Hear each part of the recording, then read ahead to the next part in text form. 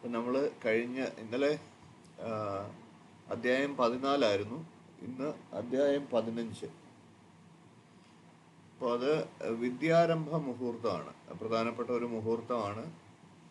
ആ, പൊതുവേ വിദ്യാരംഭ മുഹൂർത്തം വളരെ പ്രധാനപ്പെട്ട മുഹൂർത്തമാണെങ്കിൽ പോലും പലപ്പോഴും നമുക്ക് മറ്റു മുഹൂർത്തങ്ങളുടെ അത്രയും നമുക്ക് ആവശ്യമായി വരാറില്ല. കാരണം എല്ലാവരും വിദ്യാരംഭ ദിവസം ആണ് അതിനായിട്ട് തിരഞ്ഞെടുക്കുക. അതിന് സാധിക്കാത്ത, ഇതിനിടയിലുള്ള എന്തെങ്കിലും അസൗകര്യങ്ങളൊക്കെ വരുന്ന കുട്ടികളുടെ മാതാപിതാക്കൾ മാത്രമായിരിക്കും നമുക്ക് ഈ വിദ്യാരംഭ മുഹൂർത്തത്തിനായിട്ട് നമ്മളെ സമീപിക്കാറുള്ളത്. വളരെ ഒരു 10% ആൾക്കാർ മാത്രമായിരിക്കും വിദ്യാരംഭത്തിന് വേണ്ടിയിട്ട് നമ്മളെ സമീപിക്കുക. ബാക്കി 90% ആൾക്കാരും വിദ്യാരംഭം ഈ വിജയദശമിക്കായിരിക്കും ചെയ്യുക. എന്നിരുന്നാലും ഏറ്റവും പ്രധാനപ്പെട്ട മുഹൂർത്തങ്ങളിൽ ഒന്നാണ് എന്ന് പറയാം. അപ്പം അധ്യായം 15 വിദ്യാരംഭ മുഹൂർത്തം. ശേഷം പ്രാശനഭം ശുഭം ന നവമി വർജ്യ അക്ഷരാരംഭണൈ സ്വാധ്യായത്വമിഹോത്തരേ അഭി ദിവസൈസ്യാ ദ്വവത്സര ശൗളവൽ വ്യന്ധ്യത്രിംശനിശം തെജേൽ സ്ഥിരജഷാൻവിൽ മൗഢ്യമാരം മൃതൗ ധീ വിത്തോഗ്ര കുജാർക്യഹാനി ജനിഭം ചന്ദ്രോർദിനം നേഷ്യതേ.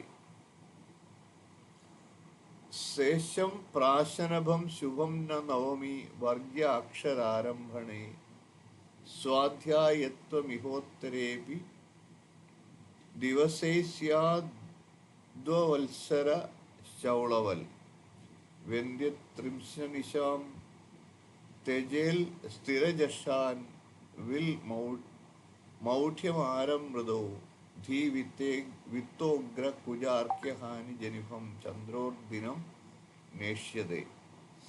അപ്പോൾ ഇത് അക്ഷരം കുറിക്കുക, വിദ്യാരംഭം കുറിക്കുക. അക്ഷരം കുറിക്കുന്നതിന് ശേഷനക്ഷത്രവും അന്നപ്രാശന വിധായക നക്ഷത്രങ്ങളും ശുഭമാണ്. നവമി വർജ്യമല്ല. എല്ലാ കാര്യത്തിലും റിക്താതിഥികൾ നമ്മൾ വർജിക്കണം എന്ന് പറഞ്ഞിട്ടുണ്ട്. അപ്പോൾ അതിൽപ്പെട്ട നവമി തിഥി ഇവിടെ വർജ്യമല്ല. ഇവിടെ വിശേഷമായിട്ട് നമ്മുടെ കന്നിമാസത്തിലെ നവമി എടുക്കാറുണ്ട്. അപ്പൊ ചൗളവിധി പോലെ തന്നെ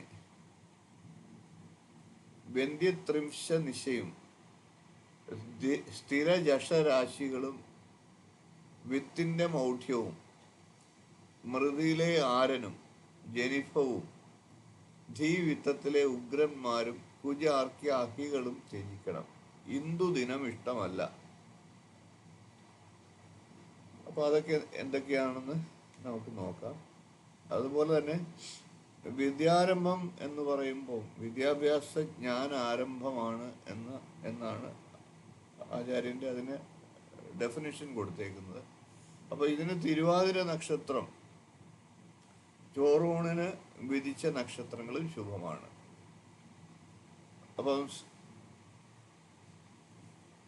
അതാണ് നേരത്തെ പറഞ്ഞിരിക്കുന്നത്. വ്യന്ധ്യത്രിംശ നിശ ജഷരാശികൾ ഇതും കൂടി വർജിക്കണം. അപ്പം അതായത് തിരുവാതിര നക്ഷത്രം ചോറൂണിന് വിധിച്ച നക്ഷത്രങ്ങളും ശുഭമാണ്. ശേഷം വരുന്ന 10 നക്ഷത്രങ്ങൾ അശുഭങ്ങളാണ്. അപ്പം 16 നക്ഷത്രങ്ങൾ ചോറൂണിനും അതുകൂടാതെ തിരുവാതിര നക്ഷത്രവും, അങ്ങനെ 17 നക്ഷത്രങ്ങൾ ശുഭമായിട്ടും ബാക്കി വരുന്ന 10 നക്ഷത്രങ്ങൾ അശുഭമായിട്ടും പറഞ്ഞിട്ടുണ്ട്. 17 നക്ഷത്രങ്ങളിൽ പൂയം, അത്തം, അശ്വതി, അഭിജിത്ത് എന്നീ 4 നക്ഷത്രങ്ങൾ ക്ഷിപ്ര നക്ഷത്രങ്ങൾ എന്നായിട്ടാണ് കരുതപ്പെടുന്നത്. അപ്പോൾ അതിൽ ഏറ്റവും ശ്രേഷ്ഠം അത്തം നക്ഷത്രമാണ്. അപ്പോൾ ഈ നക്ഷത്രങ്ങളിൽ ഒന്നിൽ വിദ്യാരംഭം ചെയ്താൽ ക്ഷിപ്രം വിദ്യ കരസ്ഥമാകും ഒരു പ്രമാണം കൂടിയുണ്ട്. അപ്പോൾ ക്ഷിപ്രം സ്മൃതം പുഷ്യതാര ഹസ്ത അശ്വിന്യ അഭിജിത് തഥാ ഹസ്തോ ബഹുഷു ശാസ്ത്രേഷു വിശേഷേണ പ്രശസ്യത. അപ്പോൾ ഇത് വിശേഷമായിട്ട് പറഞ്ഞിട്ടുള്ള വിധിയാണ്. അപ്പോൾ നേരത്തെ നമ്മൾ പറഞ്ഞിട്ടുള്ള കാര്യത്തിലേക്ക് ഓരോരോ കാര്യത്തിലേക്കായിട്ട് ആചാര്യൻ ഇങ്ങനെ വിവരിച്ച് പറയുകയാണ്. പത്തം നക്ഷത്രം വിദ്യാരംഭത്തിന് ഉത്തമോത്തമം ശ്രേഷ്ഠമായിട്ട് എടുക്കാം എന്നർത്ഥം. പൂയം, അഭിജിത്ത്, അശ്വതി എന്നീ നക്ഷത്രങ്ങൾ വിദ്യാരംഭത്തിന് 17 നക്ഷത്രങ്ങളിൽ അത്യുത്തമമായിട്ട് എടുക്കാം.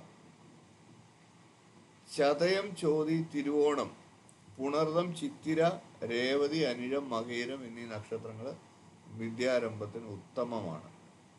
അപ്പം നേരത്തെ നമ്മൾ പറഞ്ഞ ചോറൂണിന് പറഞ്ഞ നക്ഷത്രങ്ങളോടൊപ്പം തിരുവാതിര നക്ഷത്രങ്ങൾ കൂടുമ്പോൾ ഉത്തമമായിട്ട് അതിനെ എടുക്കാം. ഇതാണ് സാമാന്യ വിധിയും. ബാക്കി 4 നക്ഷത്രങ്ങളുടെ കാര്യം പറയുന്നത് അത് വിശേഷ വിധിയുമാണ്. ഹയവിദ്യ യാം അശ്വിന് അജഭം വേദൈ ച ശകുന വിജ്ഞാനൈ സംഗീത ച വിശേഷാൽ ഗജവിദ്യായാം ച ശസ്യതേ സൗമ്യം ഗാന്ധർവൈ ദിതി പവനോ സാമുദ്രിക നീതി നാട്യവാദ്യേഷു വസുരേവതി ഇന്ദു കമല മിത്ര ആദിതയ അസ്തു ശബ്ദശാസ്ത്രേഷു അതിപൂജിത ധനിഷ്ഠ സായുർവേദേ തഥാ ധനുർവേദേ ഗജതുരക വൈദ്യശാസ്ത്രേ മിത്രമാരോഹണേ തയോർ ധ്രുവഭം മൂലാന്ത്യ മാതൃവാരുണ പവന വേദാംഗശാസ്ത്ര വിദ്യാസു വരണസ്തു യോഗശാസ്ത്രൈ വസുമിത്ര മഹേശ ഭൂഷണോ ഗണിതൈ വരുണോത്തര പ്രജാപതി പവനാദിതി വിഷ്ണവോർത്ഥശാസ്ത്രേഷു വിഷശാസ്ത്രേ മൃതയോഗ ശ്രവണം മയാസു ചൗര്യശാസ്ത്രേഷു. അപ്പോൾ ഇത് നമ്മൾ പൊതുവായിട്ടുള്ള അക്ഷരാഭ്യാസത്തിന് വേണ്ടിയിട്ടുള്ള കാര്യങ്ങളാണ് പറയുന്നതെങ്കിൽ മറ്റ് വിശേഷമായിട്ട് പല മേഖലകളുണ്ട് വിദ്യാഭ്യാസത്തിന്. അപ്പോൾ ഇവിടെ ആദ്യം പറഞ്ഞിരിക്കുന്നത് സംഗീതം ച വിശേഷാൽ, പിന്നെ ഗജവിദ്യ, ഇതൊക്കെ ഇങ്ങനെയൊക്കെയുള്ള ഓരോരോ കാര്യത്തിന് പറഞ്ഞിരിക്കുന്ന ഏതൊക്കെ നക്ഷത്രങ്ങൾ പ്രത്യേകമായിട്ട് എടുക്കുക എന്നാണ് ഇതിനകത്ത് പ്രത്യേകം പറഞ്ഞിരിക്കുന്നത്. അപ്പം ഇതിൽ ഹയവിദ്യ യമ അശ്വിൻ അജഭം വേദൈ ച ശകുന വിജ്ഞാനെ, വേദകാര്യങ്ങൾക്കും ശകുന വിജ്ഞാനത്തിനുമൊക്കെ ഹയവിദ്യ യാമ അശ്വിൻ അഭിജം. അപ്പോൾ അത് നമുക്ക് ഓരോന്നോരോന്നായിട്ട് നോക്കാം. ഈ ധ്രുവഭം എന്ന് പറയുന്നത് സ്ഥിര നക്ഷത്രങ്ങളെയാണ്, ധ്രുവ നക്ഷത്രങ്ങളെ അല്ല. നവമി വർജ്യ. അപ്പം നമ്മൾ നേരത്തെ ആദ്യത്തെ ശ്ലോകത്തിൽ പറഞ്ഞിരുന്നു നവമി വർജ്യ. നേരത്തെ പൊതുവായിട്ടുള്ള നിയമപ്രകാരം തിഥി ഒഴിവാക്കേണ്ടത് റിക്താതിഥികളും അഷ്ടമിയും അമാവാസിയും ഒക്കെ ഒഴിവാക്കാൻ പൊതുവായിട്ടുള്ള നിയമത്തിൽ പറഞ്ഞിട്ടുണ്ട്. അതേപോലെ തന്നെ അപ്പോൾ അതിൽ നിന്ന് വ്യത്യസ്തമായിട്ട് നവമി വർജ്യ എന്ന് പറഞ്ഞിരിക്കും, വിശേഷമായിട്ട് പറഞ്ഞിരിക്കുന്നു. അനധ്യായ പരതസ്ത്വാശ നവമി കൈശ്ചിദീഷ്യതേ. അപ്പം ഇതാണ് അതിൻ്റെ പ്രമാണം. നവമി വിദ്യാരംഭത്തിന് മധ്യമം. അതായത് നമ്മളിപ്പം നവമി നമുക്ക് മധ്യമമായിട്ട് എടുക്കാം മറ്റു മാസങ്ങളിലാണെങ്കിലും. അപ്പോൾ വിദ്യാരംഭ ദിനവും അതിൻ്റെ അടുത്ത ദിവസവും അനധ്യായവും ആകരുത്, അനധ്യായം ആകരുത്. അപ്പോൾ വിദ്യാരംഭത്തിൻ്റെ അടുത്ത ദിവസത്തിന് അന്വാരംഭം എന്നാണ് പേര്. അതുകൊണ്ട് വിദ്യാരംഭത്തിൻ്റെ 2-ാം ദിവസം അനധ്യായം ആവരുതെന്ന് പറഞ്ഞിരിക്കുന്നത്. വിദ്യാരംഭം കഴിഞ്ഞു വരുന്ന ദിവസങ്ങളിൽ പാടില്ല എന്നാണ് അർത്ഥം. അത് നല്ല ദിവസമാണെങ്കിലും എടുക്കാൻ പാടില്ല എന്നർത്ഥം. അന്നത്തെ ദിവസം പറ്റാത്തവർ ചിലപ്പോൾ അടുത്ത ദിവസം കൊള്ളാമോ എന്ന് ചോദിച്ചു കഴിഞ്ഞാൽ പാടില്ല എന്നാണ് നമ്മൾ പറഞ്ഞു കൊടുക്കേണ്ടത്. അപ്പോൾ കേരളീയ ആചാരപ്രകാരം പ്രതിപദം മാത്രമാണ് അനധ്യായം. നവമി വർജിക്കാറില്ല. അപ്പോൾ അടുത്ത ദിവസങ്ങളെന്ന് പറയുമ്പോൾ ദശമി കഴിഞ്ഞിട്ട് വരുന്ന പ്രതിപദം തലേ ദിവസം വർജിക്കേണ്ടതില്ല. അതായത് നവമി ആയതുകൊണ്ട് അത് വർജിക്കേണ്ടതില്ല എന്നാണ് ഇവിടെ പറഞ്ഞത്. എന്നാൽ ത്രയോദശി ദിവസത്തിൻ്റെ തലേ ദിവസം ഓത്തു നിർത്തുന്നത് കൊണ്ട് ത്രയോദശിയെ അനധ്യായ ദിവസമായിട്ടാണ് ആചരിച്ചു വരുന്നത്. അതുകൊണ്ട് അങ്ങനെ ആ ഒരു അർത്ഥത്തിൽ വേദസപ്തമി എന്നാണ് അതിനെ പറഞ്ഞു വരുന്നത്. അപ്പോൾ വേദസപ്തമിയെ പ്രദോഷ ദിവസം എന്നും പറഞ്ഞു വരുന്നു. അപ്പം നമ്മൾ ആദ്യത്തെ ശ്ലോകത്തിൽ അതാണ് സൂചിപ്പിച്ചിരിക്കുന്നത്.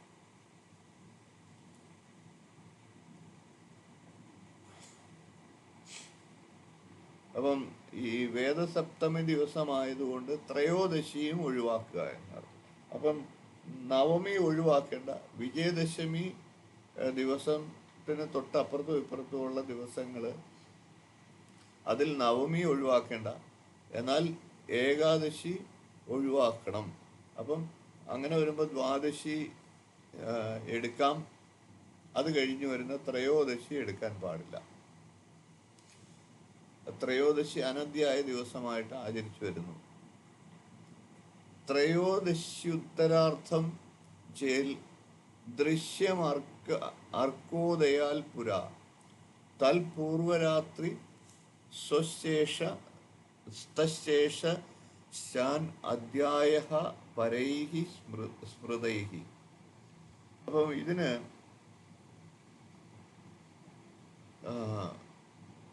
അശ്വിന ചാന്ദ്രമാസത്തിലെ ശുക്ലപക്ഷ നവമി അനധ്യായ ദിവസമാണ് എന്ന് പറഞ്ഞു.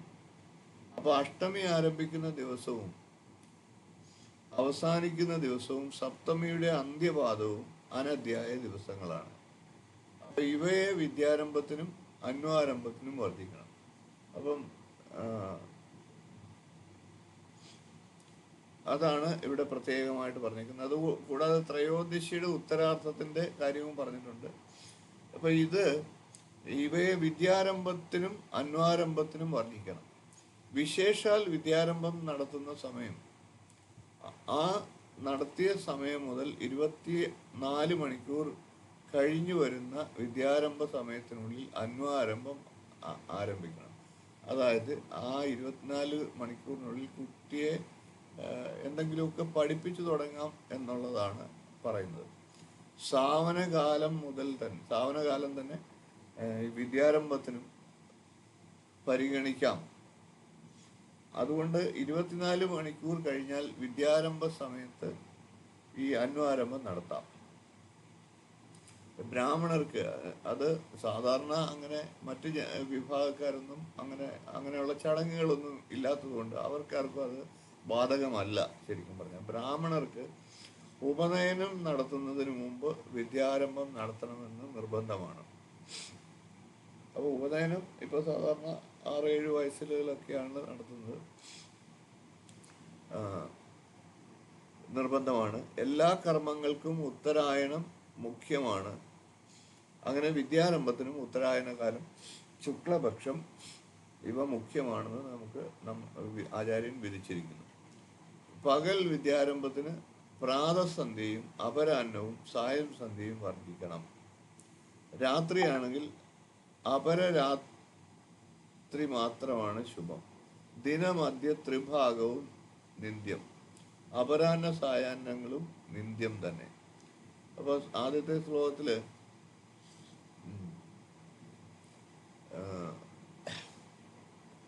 ചന്ദ്രോർദിനം നേഷ്യതേ എന്ന് അത് പറഞ്ഞിട്ടുണ്ട്. അപ്പോൾ ഇതിൽ അതുകൂടാതെ സ്ഥിരജഷങ്ങൾ എന്ന് പറഞ്ഞിട്ടുണ്ട്. ത്രിംശനിശാം തെജേൽ എന്ന് പറഞ്ഞിട്ട് അത് കഴിഞ്ഞിട്ട് ആചാര്യൻ സ്ഥിര ജഷാൻ എന്ന് പറഞ്ഞേക്കും. സ്ഥിര ജഷാൻ വിൽ. അപ്പം വന്ധ്യത്രിംശരാശിയർ എന്ന് പറഞ്ഞത് അതാണ്. അപരരാത്രി ശുഭമാണ്. ദിനമധ്യത്തിലെ മൂന്നാമത്തെ ഭാഗവും നിന്ദ്യമാണ്. അപരാഹ്നത്തിൽ വരുന്ന സായാഹ്നങ്ങളും നിന്ദ്യമാണ്. അതേപോലെ തന്നെ പകൽ വിദ്യാരംഭത്തിന് പ്രാതസന്ധ്യയും അപരാഹ്നവും സായസന്ധ്യയും വർദ്ധിക്കണം. സമയങ്ങളെല്ലാം വർദ്ധിക്കണം എന്നാണ് അതിൻ്റെ അർത്ഥം. രാത്രിയാണെങ്കിൽ അപരരാത്രി മാത്രമാണ് ശുഭം, ബാക്കിയൊക്കെ അശുഭമായിട്ടാണ് കണക്കാക്കുന്നത്. ദിനമധ്യത്തിലെ ആദ്യത്തെ ത്രിഭാഗം മധ്യ ത്രിഭാഗം എടുക്കാം, നിന്ദ്യമാണ്. മറ്റ് 2 ഭാഗങ്ങളും ഒഴിവാക്കണം. അപരാഹ്നത്തിൽ വരുന്ന സായാഹ്നവും നിന്ദ്യം. പിന്നെ അടുത്തത് പറഞ്ഞിരിക്കുന്നതാണ് സ്ഥിരജഷങ്ങൾ. സ്ഥിര രാശികൾ ആയിട്ടുള്ള ഇടവം, ചിങ്ങം, വൃശ്ചികം, കുംഭം എന്നിവയും വിശേഷാൽ മീനവുമായിട്ട് വരുന്ന രാശി സമയങ്ങൾ വിദ്യാരംഭത്തിന് വർദ്ധിക്കണം. അപ്പൊ സാധാരണ സ്ഥിരരാശികളാണ് നമ്മൾ എല്ലാ കാര്യത്തിനും ശുഭമായിട്ട് എടുക്കുന്നതെങ്കിൽ ഇവിടെ നേരെ തിരിച്ച് ഇടവം, ചിങ്ങം, വൃശ്ചികം, കുംഭം എന്നിവയും സ്ഥിരരാശികൾ. വിശേഷാൽ മീനവുമായി വരുന്ന രാശി സമയങ്ങൾ വിദ്യാരംഭത്തിന് വർദ്ധിക്കുക എന്ന് പറഞ്ഞു. അപ്പം മിഥുനം, കന്നി, ധനു എന്നീ ഉദയരാശി സമയങ്ങൾ വിദ്യാരംഭത്തിന് അത്യുത്തമങ്ങളാണ്.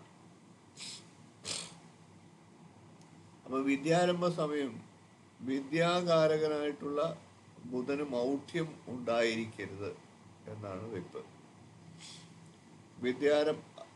അത് ആദ്യത്തെ ശ്ലോകത്തിൽ തന്നെ പറഞ്ഞിട്ടുണ്ടല്ലോ. മൗഢ്യമാരം മൃദൗധി വിത്താഗ്രേ കുജാർക്യഹാനി ജനിഫം ചന്ദ്രോർദിനം നേഷ്യത എന്ന് പറഞ്ഞിട്ടുണ്ട്. അപ്പൊ അതില് ബുധനാണ് വിദ്യാകാരകൻ. അതുകൊണ്ട് തന്നെ വിദ്യാകാരകനായിട്ടുള്ള ബുധന് മൗഢ്യം ആ സമയത്ത് ഉണ്ടാകാൻ പാടില്ല. ഇതൊന്നും നമ്മൾ നവരാത്രി കാലത്ത് വിശേഷ മുഹൂർത്തം എടുക്കുമ്പോൾ ബാധകമല്ല എന്നും ആചാര്യന്മാർ പറഞ്ഞിട്ടുണ്ട്.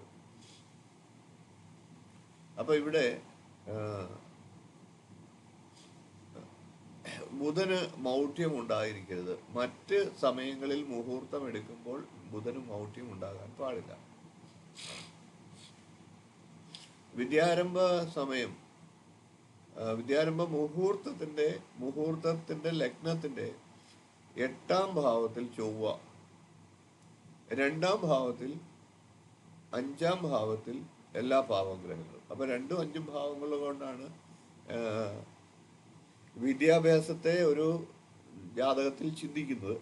അതുകൊണ്ട് തന്നെ ഈ 2 ഭാവങ്ങളിൽ പാവഗ്രഹങ്ങളെല്ലാം നിൽക്കുന്നത് ഒഴിവാക്കണം. അതേപോലെ തന്നെ വിദ്യാരംഭത്തിന് ജന്മനക്ഷത്രം വർജിക്കണം. അപ്പൊ അതാണ് നമ്മൾ ഇവിടെ പറഞ്ഞിരിക്കുന്നത്. മൗഢ്യമാരം മൃദൗ ധീ വിത്താഗ്രേ കുജാർക്യഹാനി ജനിഭം. കുജാർക്യഹാനി, കുജാർക്യന്മാരായിട്ടുള്ള അവര് ധീ എന്നാൽ 5ാം ഭാവം എന്നാണ് അർത്ഥം. വിത്തം എന്ന് പറഞ്ഞാൽ ധനസ്ഥാനം, അതായത് 2ാം ഭാവം. ഈ 2 ഭാവങ്ങളിൽ കുജാർക്യഹാനി, കുജൻ, അർക്യൻ തുടങ്ങിയവരുടെ അവര് നിൽക്കുന്നത് പാടില്ല. അപ്പൊ അത് ഹാനി ജനിഫം ചന്ദ്രോർദിനം നേഷ്യത. അപ്പൊ അവിടെ ഇനി ചന്ദ്രോർദിനം എന്നുള്ള ഒരു കാര്യം കൂടെയാണ് നമ്മൾ നോക്കേണ്ടത്. അപ്പം പാപവാരങ്ങളിൽ പാപഗ്രഹങ്ങള് 2ഉം 5ഉം ഭാവങ്ങളിൽ പാടില്ല, 2ഉം 5ഉം ഭാവങ്ങളിൽ പാടില്ല എന്ന് പറഞ്ഞിരിക്കുന്നു. അപ്പൊ ബാക്കി 8ാം ഭാവത്തിൽ ചൊവ്വ പാടില്ല, 2ാം ഭാവത്തിലും 5ാം ഭാവത്തിലും പാപഗ്രഹങ്ങൾ പാടില്ല. വിദ്യാരംഭത്തിന് ജന്മനക്ഷത്രവും വർദ്ധിക്കണം. അതേപോലെ തന്നെ ഷൾദോഷങ്ങൾ, കർത്തൃദോഷങ്ങൾ, നിത്യദോഷങ്ങൾ എല്ലാം പ്രത്യേകം വർജിക്കേണ്ടതായിട്ടുണ്ട്. നിത്യദോഷങ്ങളിൽ ചില കാര്യങ്ങൾ നമ്മൾ നേരത്തെ പറഞ്ഞല്ലോ. തിഥിയിൽ പെടുന്ന നവമി നമുക്ക് എടുക്കാം. ബാക്കിയുള്ള കാര്യങ്ങളൊക്കെ വർജിക്കണം. നിത്യദോഷങ്ങൾ, കർത്തൃദോഷങ്ങൾ, ഷഡ്ദോഷങ്ങൾ, ഇവ എന്താണോ മറ്റ് പൊതുവായിട്ട് പറഞ്ഞിട്ടുള്ള അതെല്ലാം വർജിക്കണം. ഇതിൽ പറഞ്ഞ വിശേഷ കാര്യങ്ങൾ മാത്രം എടുക്കാം.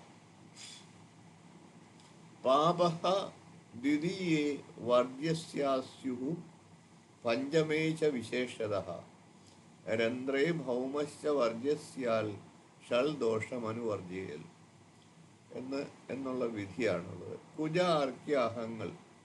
കുജാർക്യാഹങ്ങൾ വിദ്യാരംഭത്തിന് ചൊവ്വ, തിങ്കൾ, ശനി എന്നീ ദിവസങ്ങൾ വർജിക്കണമെന്നാണ് ആചാര്യൻ പറഞ്ഞിട്ടുള്ളത്. അപ്പൊ ചൊവ്വ, ചന്ദ്രൻ, സാധാരണ ചന്ദ്രന്റെ ദിവസം തിങ്കളാഴ്ച ശുഭ ദിവസമായിട്ടാണ് പറയുന്നത്. അപ്പം പക്ഷെ ഇവിടെ ചന്ദ്രോർദിനം നേഷ്യത എന്ന് പറഞ്ഞിട്ടുണ്ട്. അപ്പൊ ചന്ദ്രന്റെ ദിവസം ഇവിടെ വർജിക്കണമെന്നാണ് പറഞ്ഞേക്കുന്നത്. ചൊവ്വാഴ്ച, ശനിയാഴ്ച, തിങ്കളാഴ്ച ഈ 3 ദിവസങ്ങൾ വർജിക്കണം എന്ന് പറഞ്ഞിരിക്കുന്നു. അപ്പൊ ബുധനാഴ്ച വിദ്യാരംഭത്തിന് അത്യുത്തമമാണ്. ബുധനാണ് വിദ്യാകാരകൻ ഗ്രഹം. കൂടാതെ വ്യാഴം, വെള്ളി ദിവസങ്ങളും വിദ്യാരംഭത്തിന് ഉത്തമം. ബുധേട്യ ശുക്രാണാം ശാസ്താഹ സൂര്യസ്യ മധ്യമഃ ചന്ദ്രവാരസ്തു നൈവേഷ്ടോ വർജ്യൗ മന്ദാരവാസരോ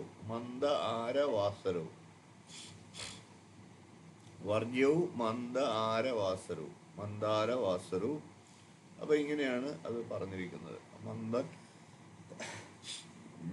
ആരൻ തുടങ്ങിയവരുടെ ദിവസങ്ങൾ വർദ്ധിക്കുന്നു. പാപവാരങ്ങൾ വർദ്ധിക്കണമെന്നർത്ഥം. അതേപോലെ തന്നെ ചന്ദ്രവാരസ്തു നൈവേഷ്ട, ചന്ദ്രവാരവും വർദ്ധിക്കണം. ഏവം ശുഭാശുഭം ജ്ഞാത്വാ വിദ്യാരംഭം ച കാരയേൽ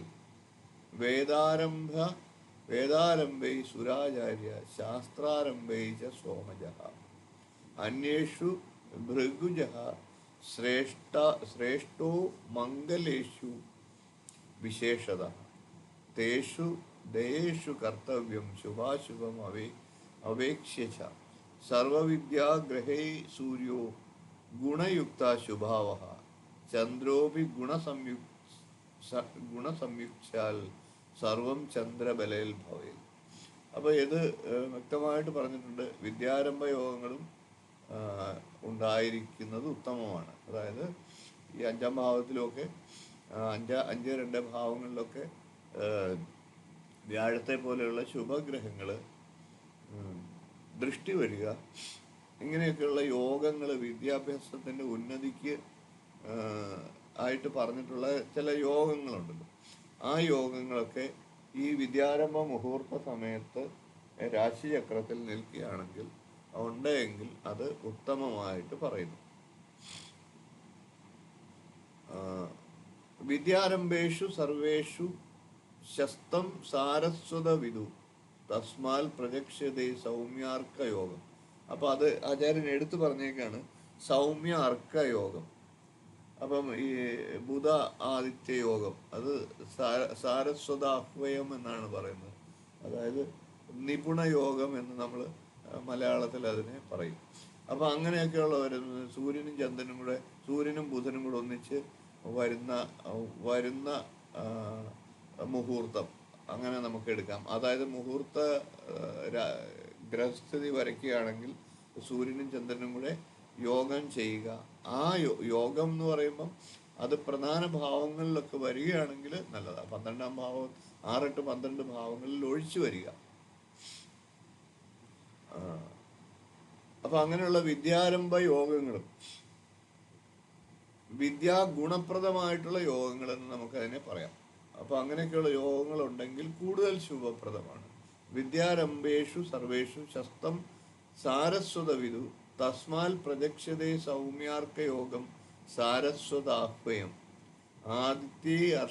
ആദിത്യർഷേ ബുധസ്യാംശേ വർത്തേ വർത്ത അന്ത്യേ യജ്ഞേന്ദു ഭാസ്കര ബുധവാരേ ച സൽ ലഗ്നയോഗം സാരസ്വതം വിദുഃ വനിതാരാശി ഭോഗാനു തസ്മിൻ ദശാംശഗഃ ബുധശ്ചേൽ ബുധവാരേ ച തൽ ലഗ്നയോഗ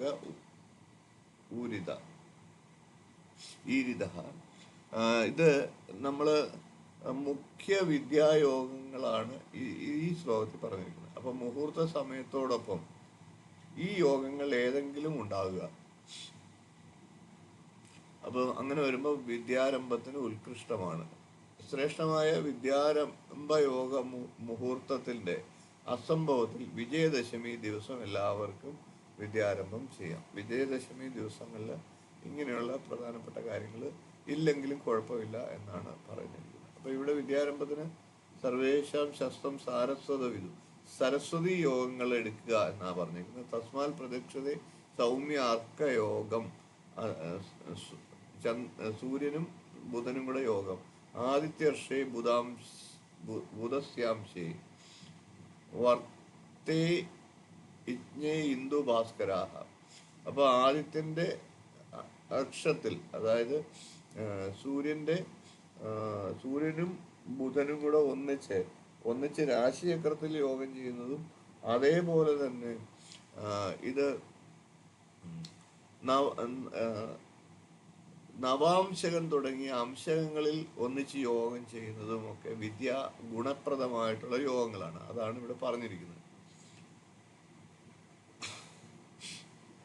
അതേപോലെ തന്നെ ചന്ദ്രൻ, ബുധൻ, സൂര്യൻ ഈ 3 ഗ്രഹങ്ങൾ അനുകൂലമായിട്ടുള്ള സ്ഥലങ്ങളിൽ നിൽക്കുക. ബുധവാരെ, ബുധൻ്റെ വാരത്തിൽ, ബുധനാഴ്ച ദിവസം,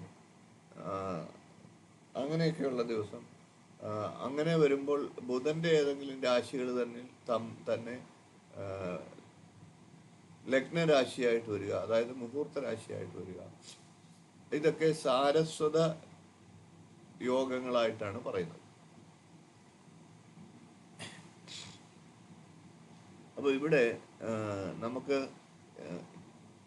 ഈ യോഗങ്ങൾ ഏതെങ്കിലും ഉണ്ടെങ്കിൽ വിദ്യാരംഭത്തിന് ഉത്കൃഷ്ടമാണ്. ശ്രേഷ്ഠമായിട്ടുള്ള ഇത്തരം യോഗങ്ങളുടെ അഭാവത്തിൽ വിജയദശമി ദിവസം എല്ലാവർക്കും മുഹൂർത്തം ഉൾക്കൊള്ളിക്കാം. അന്ന് മുഹൂർത്തം ചിന്തനീയമല്ല എന്നും പറയുന്നുണ്ട്. അശ്വിന ചാന്ദ്ര മാസങ്ങളിൽ ശുക്ലപക്ഷ നവമി ദിനമധ്യത്തിൽ വരുന്ന ദിവസം 3 നേരവും സരസ്വതി പൂജ ചെയ്യുക എന്നാണ്. അപ്പോൾ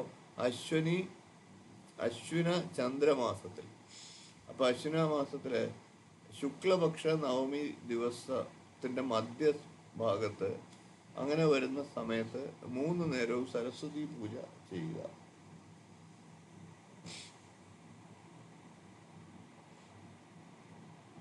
സരസ്വതി പൂജ ചെയ്യാം എന്നാണ് പറയുന്നത്. ദിനമധ്യബന്ധം ഉണ്ടായിട്ടില്ലെങ്കിൽ, സരസ്വതി പൂജ എന്ന് പറയുമ്പോൾ നമുക്ക് വിദ്യാരംഭം എന്ന് ആണ് അർത്ഥം. ദിനമധ്യബന്ധം ഉണ്ടായിട്ടില്ലെങ്കിലും ദശമിയുടെ തലേ ദിവസം നവമി ആചരിച്ചു വരും. അപ്പോൾ അങ്ങനെ വരുമ്പോൾ അത് സാധാരണയായിട്ട് വിശേഷ മുഹൂർത്തമായിട്ടാണ് വിജയദശമി, നവമി തുടങ്ങിയ ദിവസങ്ങൾ എടുക്കുന്നത്. കന്നിമാസത്തിൽ, അതായത് അശ്വിന മാസത്തിൽ ദശമി സൂര്യോദയൽ പരം 6 നാഴിക ഉണ്ടായിരുന്നാൽ അന്നാണ് ദശമി ആഘോഷിക്കുന്നത്. അപ്പം നമ്മളത് കഴിഞ്ഞ ദിവസം തന്നെ പറഞ്ഞായിരുന്നു.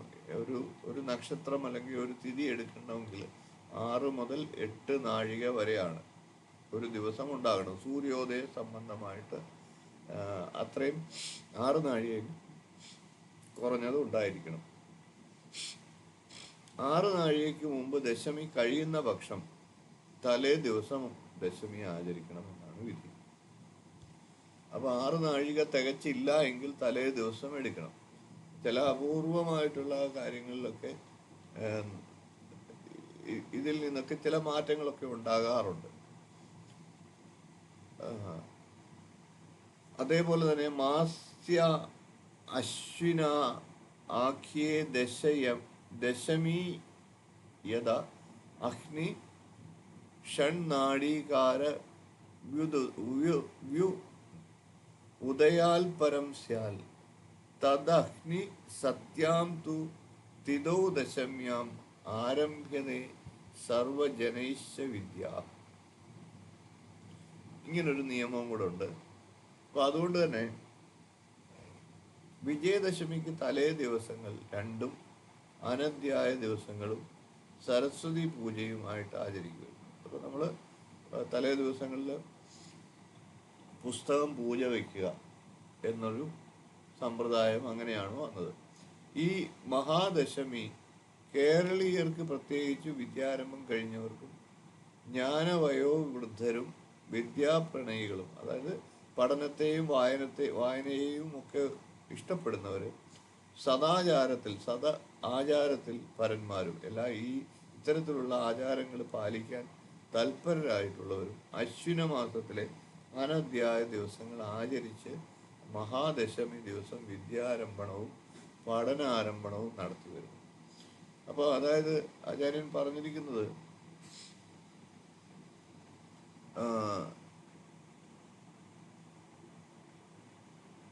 വിദ്യാരംഭം കഴിഞ്ഞിട്ടുള്ള എല്ലാവരും, അതായത് എഴുത്തിനിരുത്തി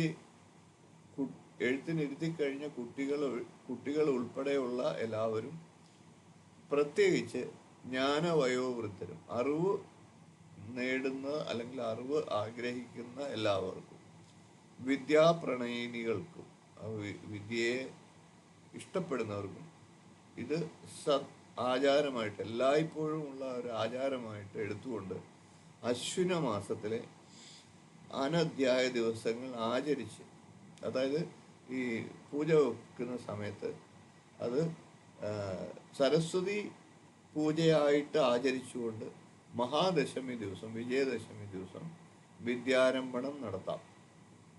അതായത് അന്നത്തെ ദിവസം രാവിലെ കാലത്ത് എന്തെങ്കിലും എഴുതി അത് നമുക്കും വിദ്യാരംഭം നടത്താം എന്നർത്ഥം. പഠനാരംഭണവും നടത്തി വരുന്നു. പുതിയ എന്തെങ്കിലും കാര്യങ്ങൾ പഠിക്കുന്നതിനും അത് തുടങ്ങുന്നതിനുമൊക്കെ ആ ദിവസങ്ങൾ ശാസ്ത്രവിദ്യ തിരഞ്ഞെടുത്തു വരുന്നു. അപ്പോൾ എല്ലാ വിധികളും ഇത് ഒരു ആചാരത്തിൻ്റെ ഭാഗമായിട്ടാണ് എടുത്തു വരുന്നത്. അപ്പം ഇത്രയും കാര്യങ്ങളാണ് ഇതിനകത്തുള്ളത്. ശേഷം പ്രാശനഭം ശുഭം നവമി വർജ്യ അക്ഷരാരംഭണേ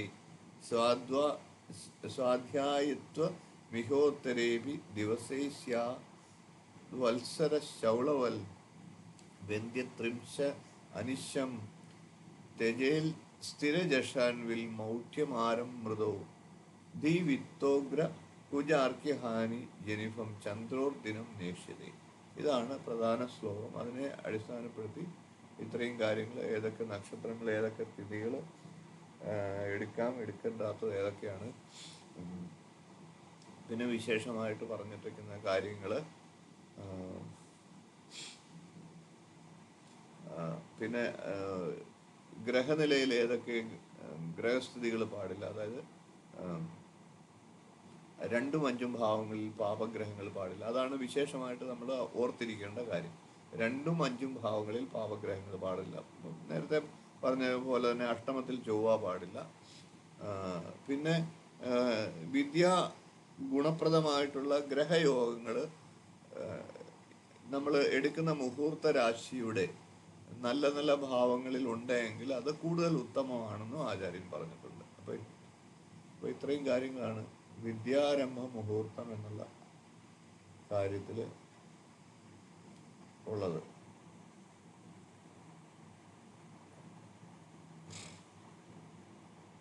അപ്പം അതിൽ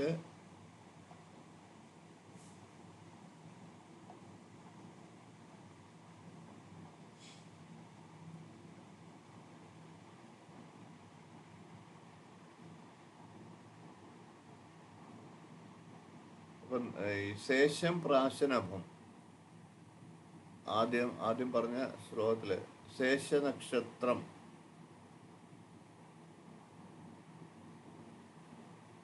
വിദ്യാരംഭത്തിന് ഉത്തമമായിട്ട് പറയുന്നുണ്ട്. അതായത് അന്നപ്രാശനത്തിന് പറഞ്ഞിട്ടുള്ള നക്ഷത്രങ്ങളിൽ അതിൽ പെടാത്ത നക്ഷത്രമാണ്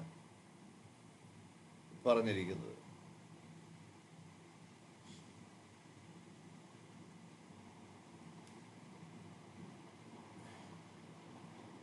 പിന്നെ ഇതിനകത്ത്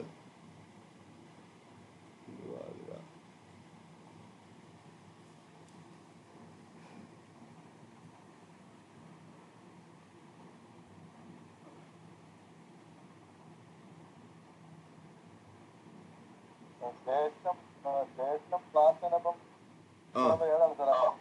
നമ്മള് ഈ ആ ശാസനഭം എന്ന് പറഞ്ഞാൽ നമ്മള് ശേഷം പ്രാശനഭം എന്ന് പറഞ്ഞിട്ടുള്ളത് നമ്മള് അതായത് അന്നപ്രാശനം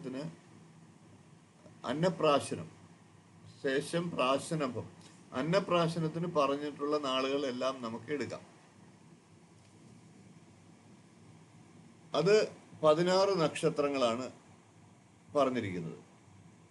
അപ്പോൾ ആ 16 നക്ഷത്രങ്ങളെ കൂടാതെ തിരുവാതിര നക്ഷത്രവും നമുക്ക് പ്രത്യേകിച്ച് വിശേഷമായിട്ട് എടുക്കാം എന്നാണ് അവിടെ പറഞ്ഞിരിക്കുന്നത്. അത് ശേഷ നക്ഷത്രം. അപ്പം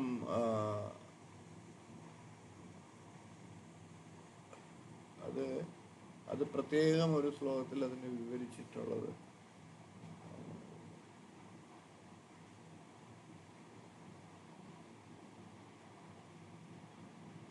അതെവിടെയാ വിവരിച്ച് പ്രത്യേകം പറഞ്ഞിരിക്കുന്നത്?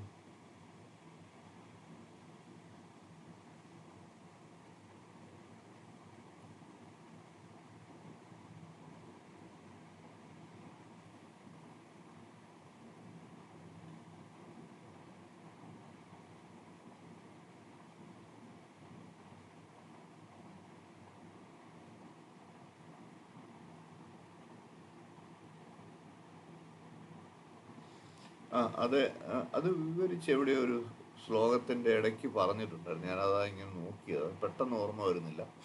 അപ്പം 16 നക്ഷത്രങ്ങൾ എടുക്കാം. അതുകൂടാതെ തന്നെ ശേഷ നക്ഷത്രം തിരുവാതിര നക്ഷത്രവും നമുക്ക് എടുക്കാം. അത് കഴിഞ്ഞിട്ട് പറയുന്ന ശുഭം ശുഭം നവമി വർഗ്യ ശുഭം. അപ്പം ശേഷം പ്രാശനഭം ശുഭം. അപ്പോൾ ശേഷ നക്ഷത്രവും പ്രാശനഭ നക്ഷത്രങ്ങളും പ്രാശനഭ നക്ഷത്രങ്ങൾ എന്ന് പറഞ്ഞാൽ അന്നപ്രാശനത്തിന് നമ്മൾ പറഞ്ഞിട്ടുള്ള ചോറ് ഊൺ നക്ഷത്രങ്ങൾ, ഊൺ നാളുകൾ. അതുകൂടാതെ അതെല്ലാം ശുഭമാണ്. നവമി വർഗ്യ അക്ഷരാരംഭണി നവമി വർഗ്യ. അക്ഷരാരംഭത്തിന് നവമി വർജിക്കണ്ട. എന്തോ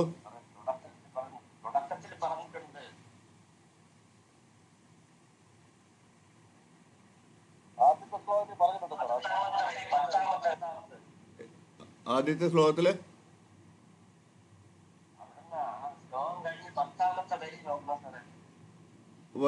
എവിടെയോ അത് വിശേഷമായിട്ട് പറഞ്ഞിട്ടുണ്ട് നോട്ടിൽ. ഞാനത് ഒരു വാക്കിൽ അതൊന്ന് എടുത്ത് പറഞ്ഞിട്ടുണ്ട്. അതാണ് ഞാൻ നോക്കിയത്. അപ്പോൾ തിരുവോണം നക്ഷത്രം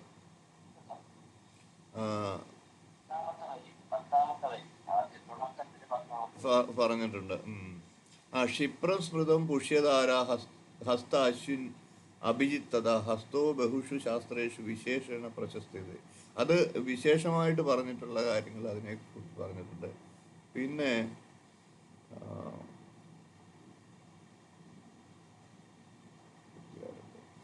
അത് നമുക്ക് ഓരോന്നത് ഇങ്ങനെ നോക്കി ഉത്രം, ഉത്രാടം, ഉത്രിട്ടാതി, രോഹിണി, തിരുവോണം, തിരുവാതിര എന്നീ നക്ഷത്രങ്ങൾ വിദ്യാരംഭത്തിന് മധ്യമമായിട്ട് നമുക്ക് എടുക്കാം. അപ്പം ഇങ്ങനെ ഓരോ വിശേഷ വിധിയും പ്രത്യേകമായിട്ട് പറഞ്ഞിട്ടുണ്ട്.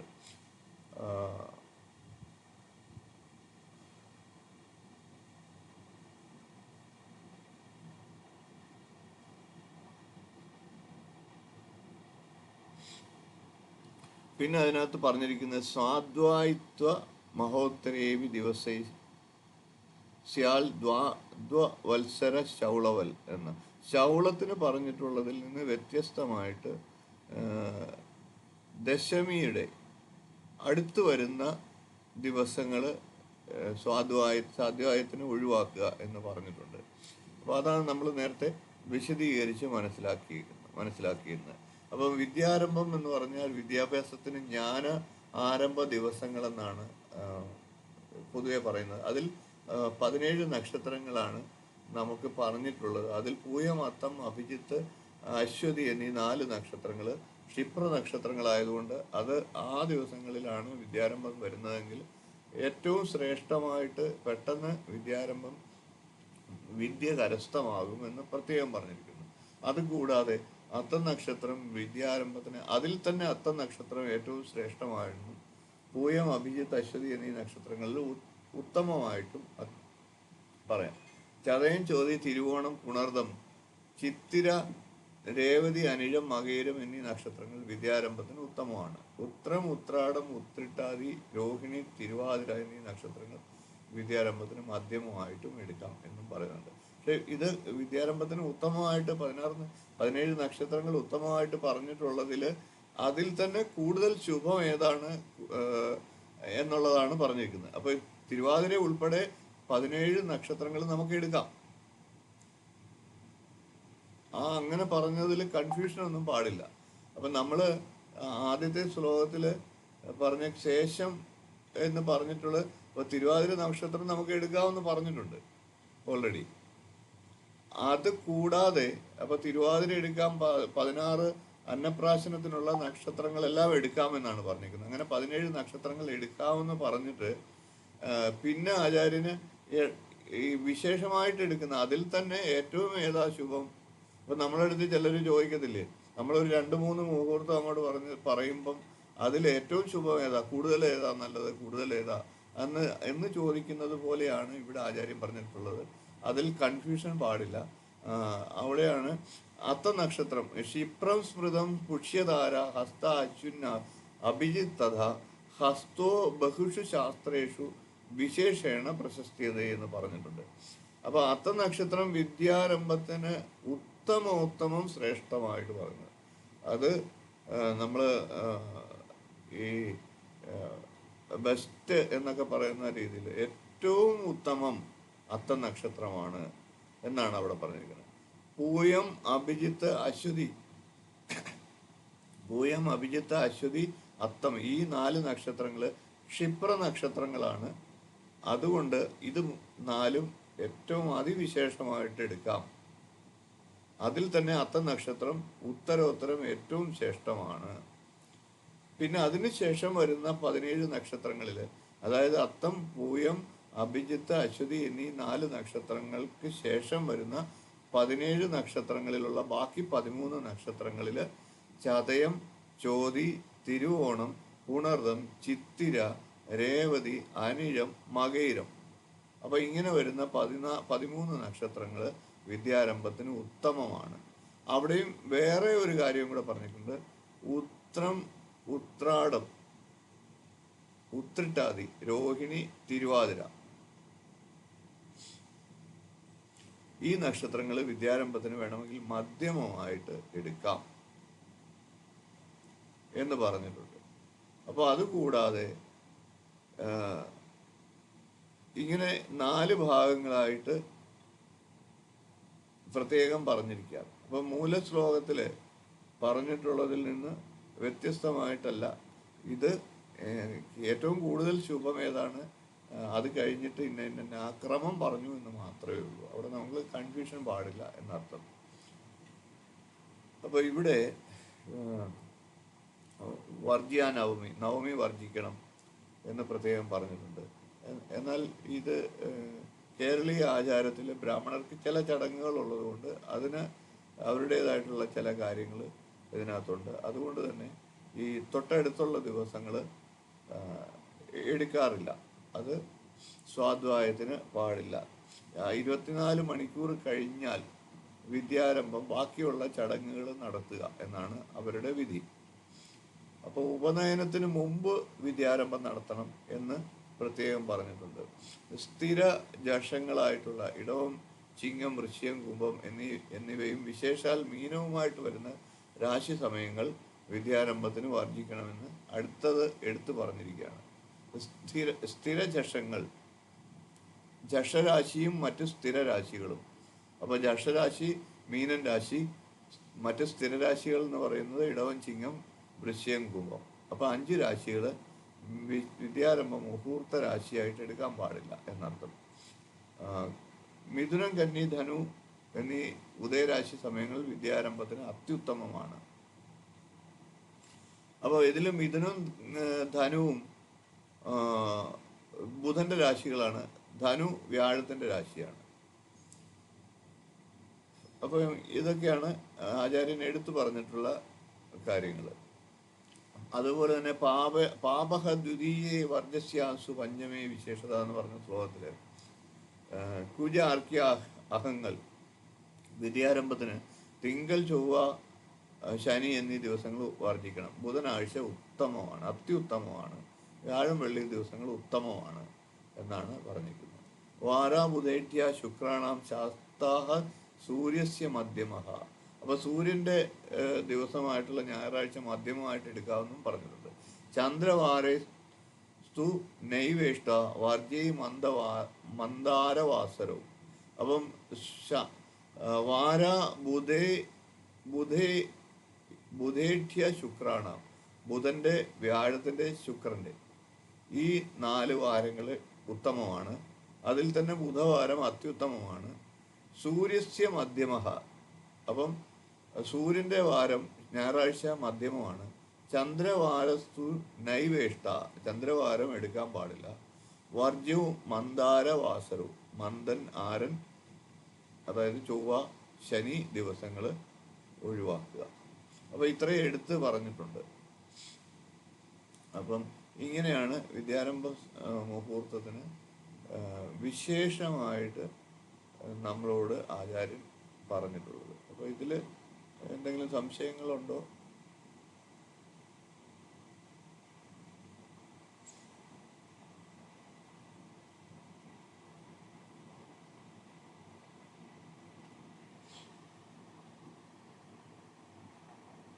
അപ്പം നമ്മൾ ഈ ആദ്യത്തേത് മനസ്സിലായല്ലോ, ശേഷം പ്രാശനപ്പം ശുഭം എന്ന് പറഞ്ഞത് മനസ്സിലായല്ലോ.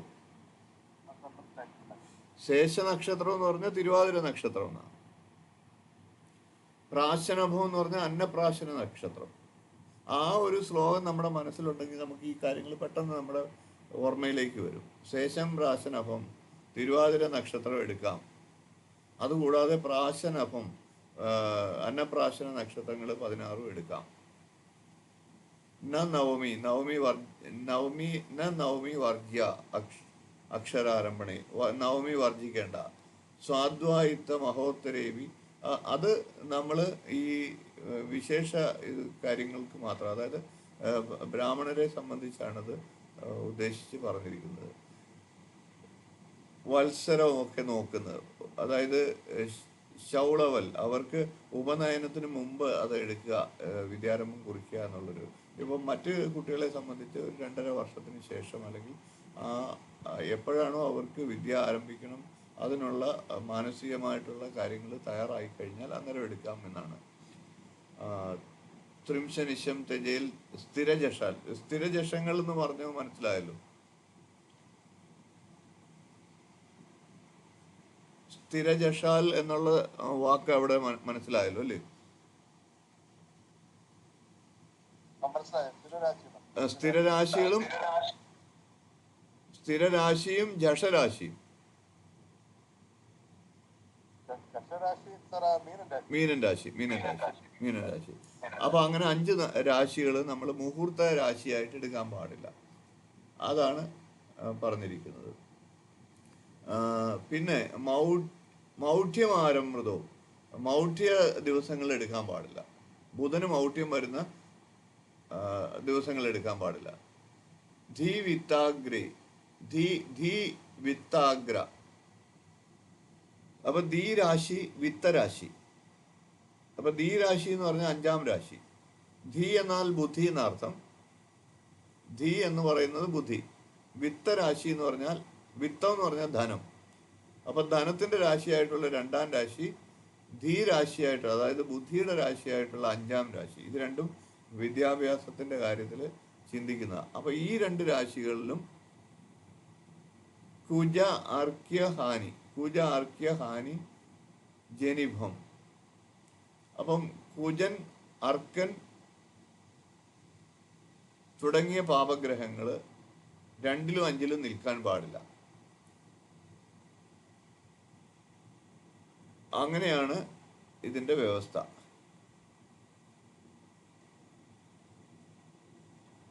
ചന്ദ്രോർദിനം നേഷ്യത, കൂടാതെ തിങ്കളാഴ്ചയും പാടില്ല. അപ്പോൾ ഇത്രയും കാര്യങ്ങളാണ് ആ പ്രഥമ ശ്ലോകത്തിൽ പറയുന്നത്. അതിനെ നമ്മൾ എലാബറേറ്റ് ചെയ്ത് ഇത്രയും ദിവസങ്ങളാണ്, അതായത് ചൊവ്വാഴ്ച തുടങ്ങി പാപഗ്രഹങ്ങൾ നമ്മൾ എടുക്കാൻ പാടില്ല. ചൊവ്വാഴ്ച, ഞായറാഴ്ച, ശനിയാഴ്ച. ഞായറാഴ്ച നമുക്ക് അവിടെ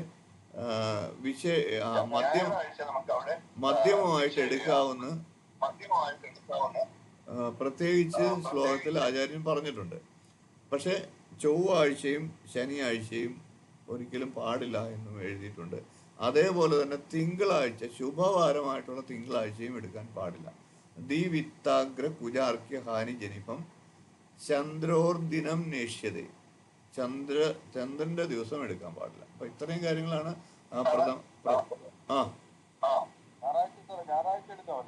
ഞായറാഴ്ച. ഇവിടെ പാപഗ്രഹങ്ങൾ എന്ന് പറഞ്ഞിട്ടുള്ളത് കുജ അർക്യഹാനി എന്ന് പാപഗ്രഹങ്ങളെല്ലാം കൂടെ ചേർത്ത് പറഞ്ഞിട്ടുണ്ട്. പക്ഷെ ഇവിടെ ശ്ലോകത്തില് ശാസ്താ സൂര്യസ്യ മധ്യമഹ എന്ന് പറഞ്ഞിട്ടുണ്ട്. പിന്നീട് ഒരു ശ്ലോകം നമ്മൾ വായിച്ചതായിരുന്നു, വാരാബുധേഠ്യ ശുക്രാണാം ശാസ്താ സൂര്യസ്യ മധ്യമഹ എന്ന് പറഞ്ഞിട്ടുണ്ട് വേറൊരു ശ്ലോകത്തിൽ. അപ്പോൾ അതായത് ബുധ ആഴ്ച ശുക്രൻ, ബുധൻ, ശുക്രൻ, വ്യാഴം, ഈ 3 ഗ്രഹങ്ങളുടെ വാരങ്ങൾ ശുഭമായിട്ടെടുക്കാം. അത് ശാസ്ത്രവിധിയാണ്. സൂര്യസ്യ മധ്യമഹ, സൂര്യൻ്റെ ദിവസം മധ്യമമായിട്ടെടുക്കാം എന്ന് പറഞ്ഞിട്ടുണ്ട്. അപ്പം മധ്യമമാകുമ്പം നമുക്ക് മധ്യമമായിട്ട് സൂര്യൻ്റെ ദിവസങ്ങൾ എടുക്കുകയാണെങ്കിൽ നേരത്തെ നമ്മൾ പറഞ്ഞിട്ടുള്ള ഈ ബുധ ആദിത്യ യോഗം, വിദ്യാ ഗുണപ്രദമായിട്ടുള്ള ഏതെങ്കിലുമൊക്കെ യോഗങ്ങൾ ആ രാശി സമയത്ത് പ്രധാന ഭാവങ്ങളിൽ വേണം. ഇപ്പം ജ്ഞാനയോഗം, സരസ്വതി യോഗം തുടങ്ങിയ യോഗങ്ങൾ ഏതെങ്കിലുമൊക്കെ ഇതിൻ്റെ കേന്ദ്രസ്ഥാനങ്ങളിൽ വേണം. അങ്ങനെ ഉണ്ടെങ്കിൽ നമുക്ക് ഈ സൂര്യൻ്റെ ദിവസം മധ്യമമായിട്ട് എടുക്കാമെന്നാണ് ഇവിടെ ആചാര്യൻ പറഞ്ഞിട്ടുള്ളത്.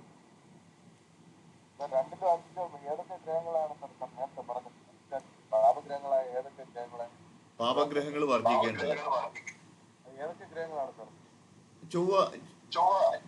ചൊവ്വ, രാഹു, കേതുക്കള്, ശനി, സൂര്യൻ, ഈ ഇത്രയും പാപഗ്രഹങ്ങൾ 2ലും 5ലും വർജിക്കണം എന്ന് തന്നെയാണ് പറഞ്ഞത്. പൂർണ്ണമായിട്ടും പാടില്ല 2ാം ഭാവത്തിലും 5ാം ഭാവത്തിലും.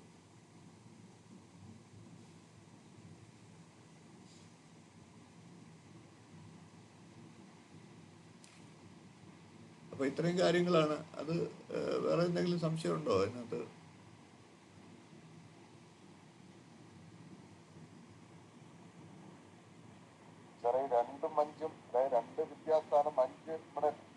അതുകൊണ്ടാണ് ഈ പാപഗ്രഹങ്ങളെ വർദ്ധിക്കണമെന്ന് പറയുന്നത്. നമ്മള് ഒരു കുട്ടിയുടെ വിദ്യാഭ്യാസത്തെ കുറിച്ച് ചിന്തിക്കുമ്പോൾ 2ാം ഭാവവും 5ാം ഭാവവും കൂടെ ഒന്നിച്ച് ചിന്തിക്കണം എന്നാണ് വിധി. 5ാം ഭാവം മാത്രം നോക്കി നമുക്ക് ഒരു പൂർണ്ണമായിട്ട് വിദ്യാഭ്യാസം എങ്ങനെയിരിക്കും എന്ന് പറയാൻ പാടില്ല എന്നാണ് ആചാര്യൻ പറഞ്ഞിരിക്കുന്നത്. അപ്പോൾ 5ാം ഭാവം വിദ്യാഭാവമായിട്ടാണ് വിദ്യാഭ്യാസത്തെക്കുറിച്ച് ചിന്തിക്കുമ്പോൾ ഏറ്റവും പ്രധാനപ്പെട്ട ഭാവമായിട്ടാണ് കരുതുന്നതെങ്കിലും ഈ 5ാം ഭാവത്തിൻ്റെ പേര് ധീസ്ഥാനം എന്നാണ്. ധീ എന്ന് പറഞ്ഞാൽ ബുദ്ധി എന്നാണ് അർത്ഥം. അപ്പോൾ ഈ ബുദ്ധി എന്നുള്ള സ്ഥാനം, അപ്പം 2ാം ഭാവത്തിന് വിത്തസ്ഥാനം എന്ന് പറയുന്നു. പക്ഷെ അവിടെയും ഈ രണ്ടാം ഭാവം വിദ്യാഭാവമായിട്ട് പരിഗണിക്കുന്നുണ്ട്. അപ്പോൾ ഈ 2ഉം 5ഉം ഭാവത്തിൽ അതുകൊണ്ട് തന്നെയാണ് ആചാര്യൻ പ്രധാനമായിട്ട് ഈ പാപഗ്രഹങ്ങൾ ഉണ്ടാകാൻ പാടില്ല എന്ന് പറഞ്ഞത്. 2ആം ഭാവത്തിലും 5ആം ഭാവത്തിലും പാപഗ്രഹങ്ങൾ ഉണ്ടെങ്കിൽ ആ കുട്ടിയുടെ വിദ്യാഭ്യാസ കാര്യങ്ങൾക്ക് തടസ്സങ്ങളൊക്കെ വരാം. അപ്പം അത് മുഹൂർത്തത്തെയും ബാധിക്കും എന്നർത്ഥം.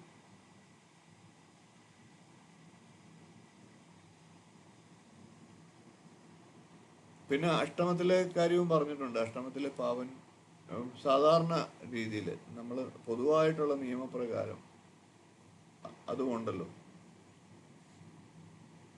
പിന്നെ നക്ഷത്രങ്ങൾ ഏതൊക്കെയാണെന്ന് മനസ്സിലായി, തിഥികൾ മനസ്സിലായി, സ്ഥിരാദി സ്ഥിരജഷാദി രാശികള്,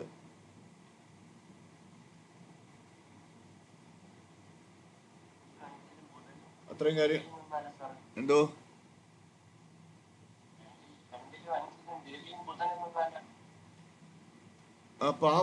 പാപഗ്രഹങ്ങൾ മാത്രമേ ഒഴിവാക്കാൻ പറഞ്ഞിട്ടുള്ളൂ. സൂര്യനും ബുധനും കൂടെ നിന്നാല് അത് യോഗമായിട്ട് നമുക്ക് പരിഗണിക്കാം. പാപഗ്രഹങ്ങൾ മാത്രം ഒറ്റയ്ക്ക് നിൽക്കുമ്പോഴാണ് വർജിക്കണം എന്ന് പറഞ്ഞേക്കുന്നത്. അപ്പം നമ്മൾ ആചാര്യൻ അതുകൂടാതെ എടുത്തു പറഞ്ഞിട്ടുണ്ട്, ഈ നമ്മൾ മുഹൂർത്തം എടുക്കുന്ന രാശിയുമായിട്ട് ബന്ധപ്പെട്ട പ്രധാന സ്ഥാനങ്ങളിൽ ഗുണപ്രദമായിട്ടുള്ള യോഗങ്ങളുണ്ടെങ്കിൽ അത് വിശേഷമായിട്ട് ഗുണമാണെന്ന്, നല്ലതാണെന്ന് എഴുതിയിട്ടുണ്ട്. അപ്പം ഉറപ്പായിട്ടും 2ആം ഭാവത്തിലും 5ആം ഭാവത്തിലും ഒക്കെ സൂര്യ അർക്കയോഗം, ബുധൻ ഉച്ചസ്ഥാനത്ത് നിൽക്കുക, ബുധൻ്റെ അനുകൂല രാശികളിൽ നിൽക്കുക, ഇങ്ങനെയൊക്കെ വരുമ്പോൾ അവിടെ ഒരു പാപഗ്രഹം കൂടെ ഉണ്ടെങ്കിൽ പോലും അത് നമ്മൾ പരിഗണിക്കേണ്ട. അപ്പം ശുഭനും കൂടെ വന്നല്ലോ.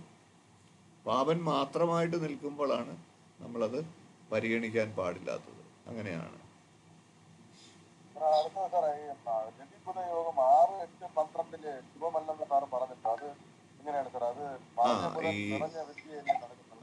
അത് ഈ സൂര്യനും ബുധനും കൂടെ വരുമ്പോള്, സൂര്യൻ ബുധന് രവി ബുധയോഗം എന്ന് പറയുന്നത് നിപുണ യോഗം എന്നാ നമ്മൾ അറിവ് നേടുക.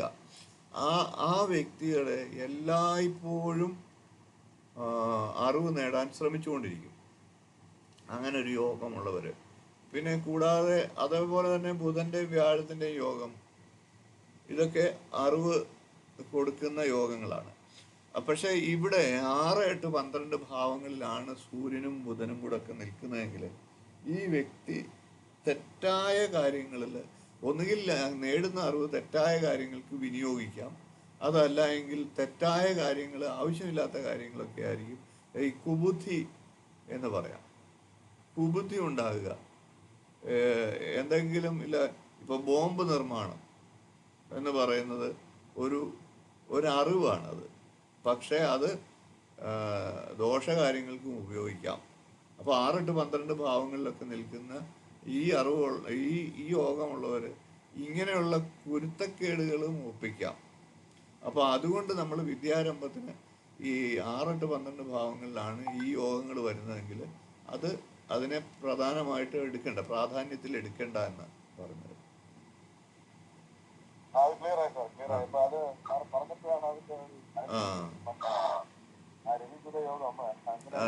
രവിബുധയോഗം നമ്മൾ എല്ലായിടത്തും നല്ല ഫലങ്ങൾ കിട്ടുമെന്ന് പറയാൻ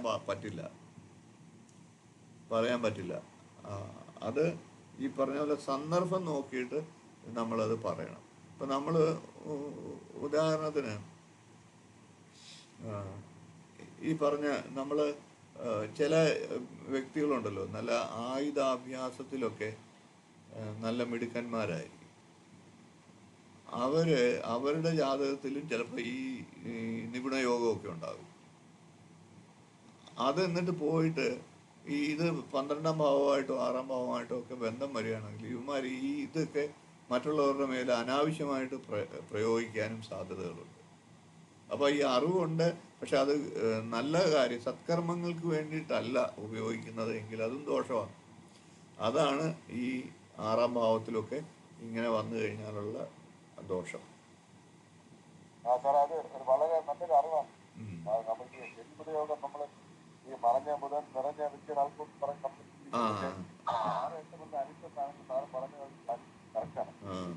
നമ്മള് നമ്മൾ നമ്മളുടെ അടുത്ത് വരുന്നവരുടെ കുറേ പേരുടെ ജാതകം ഇങ്ങനെ സൂക്ഷിച്ച് എഴുതി വെച്ചേക്കണം.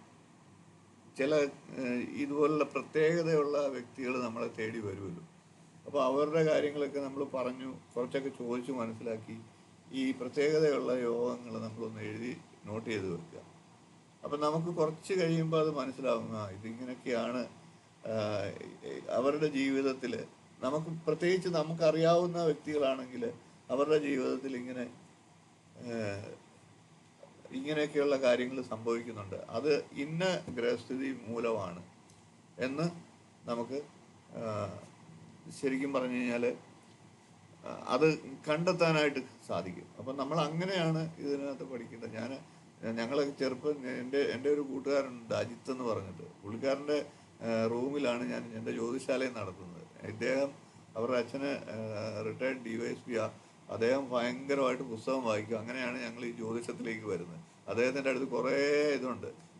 ഒരുമാതിരി എല്ലാവർക്കും അറിയാവുന്ന ഒരു വ്യക്തിയാണ്. കാട്ടാക്കട എന്ന് പറഞ്ഞ് സുപ്രസിദ്ധനായിട്ടുള്ള ഒരു വ്യക്തിയാണ്. തിരുവനന്തപുരം കാട്ടാക്കടയിലിരുന്ന് അദ്ദേഹം ഭയങ്കര പേരെടുത്തതാണ്.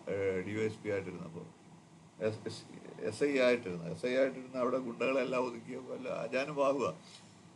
ഈ ജ്യോതിഷം ഉൾപ്പെടെയുള്ള ശാസ്ത്രങ്ങളിലെല്ലാം അപാരമായിട്ടുള്ള അറിവാണ്. അപ്പോൾ ഇദ്ദേഹത്തിൻ്റെ മകനും ഞാനും സുഹൃത്തുക്കളാണ്. അപ്പോൾ ഞങ്ങൾ വീട്ടിൽ പോകുമ്പോൾ പുസ്തകത്ത് വായിക്കട, അതെടുത്ത് വായിക്കുമ്പോൾ ഫുൾ ഒരു മുറി നിറയെ ഇത്തരം പുസ്തകങ്ങളാണ്. അപ്പം അങ്ങനെയാണ്. എന്നിട്ട് ഞങ്ങൾ രണ്ടുപേരും കൂടെ ചർച്ച ചെയ്യും. ഞങ്ങളുടെ നാട്ടിലെ ഞങ്ങളുടെ കൂട്ടുകാരുടെയൊക്കെ ഗ്രഹനില ഇങ്ങനെ വായിച്ചിട്ട് നോക്കിയിട്ട് ഇത് ഇന്ന കാര്യം കൊണ്ടാണ് ഇവന് സംഭവിച്ചേക്കുന്നത് എന്നുള്ളത് ഒരു അവലോകനം നടത്തും ഞങ്ങൾ രണ്ടുപേരും കൂടെ. അങ്ങനെയാണ് നമുക്ക് കുറേ കാര്യങ്ങൾ ഇതിൽ നിന്ന് മനസ്സിലാകുന്നത്.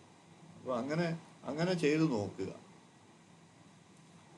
അപ്പോൾ നമുക്ക് ഏകദേശം ഒരു ഐഡിയ കിട്ടും, ഈ വ്യക്തിക്ക് ഗ്രഹസ്ഥിതിയിൽ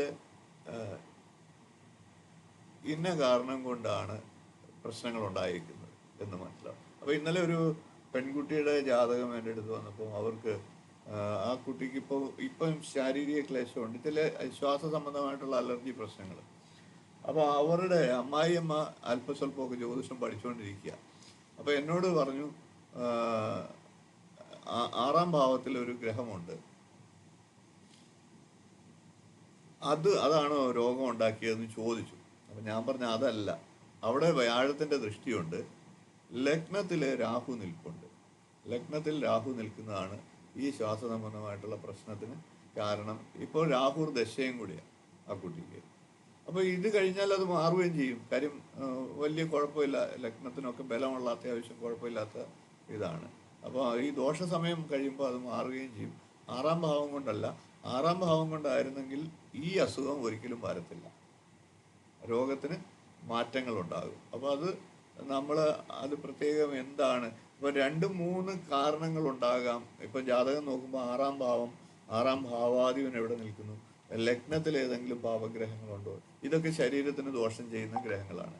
അപ്പോൾ ഒരാൾ നമ്മുടെ അടുത്ത് വന്നിട്ട് എനിക്ക് അസുഖം ഉണ്ടെന്നത്, എന്താണ് അസുഖം എന്നുള്ളത് നമ്മൾ കണ്ടുപിടിച്ച് കഴിയുമ്പോൾ ആ അസുഖം 3-4 കാരണങ്ങൾ ഒരു ജാതകത്തിൽ ഉണ്ടാകാം. 6ാം ഭാവാധിപനെ നോക്കുന്ന ഗ്രഹം, ലഗ്നത്തിൽ നിൽക്കുന്ന പാപഗ്രഹം തുടങ്ങി എന്തെങ്കിലും തരത്തിലുള്ള 2-3 കാര്യങ്ങൾ ഉണ്ടാകുമല്ലോ. അതിൽ ഏത് കാരണം കൊണ്ടാണ് ഈ രോഗം ഉണ്ടായിരിക്കുന്നത് എന്ന് നമ്മളൊന്ന് വിശേഷമായിട്ട് ചിന്തിച്ചു നോക്കുക. അപ്പോൾ നമുക്ക് അതിൻ്റെ കൃത്യമായിട്ടുള്ള പരിഹാരം അവർക്ക് നിശ്ചയിക്കാനായിട്ട് സാധിക്കും.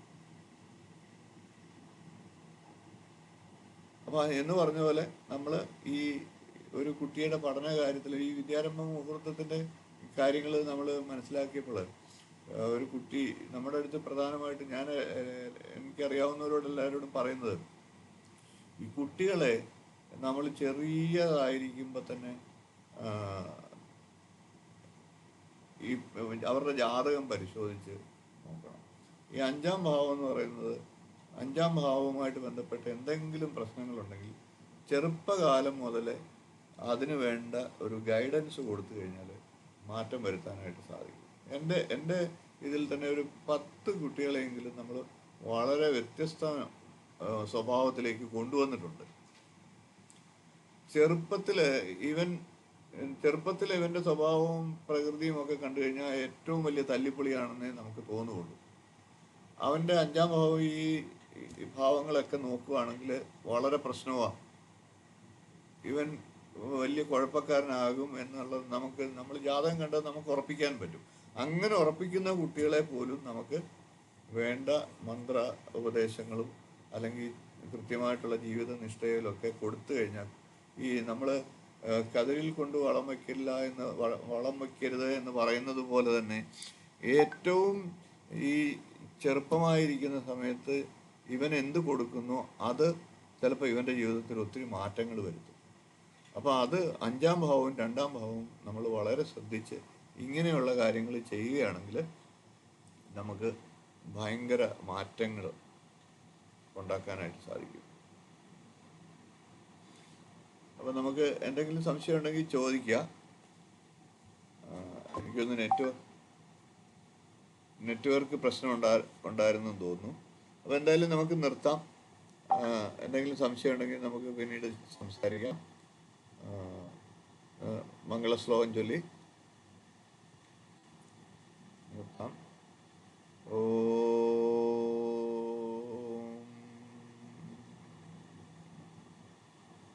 പൂർണ്ണമദ പൂർണ്ണമിദം പൂർണ്ണാത് പൂർണ്ണമുദച്യത്തെ പൂർണ്ണസ്യ പൂർണ്ണപാദായ പൂർണ്ണമേവാവശിഷ്യത്തെ. ഓം ശാന്തി ശാന്തി ശാന്തി.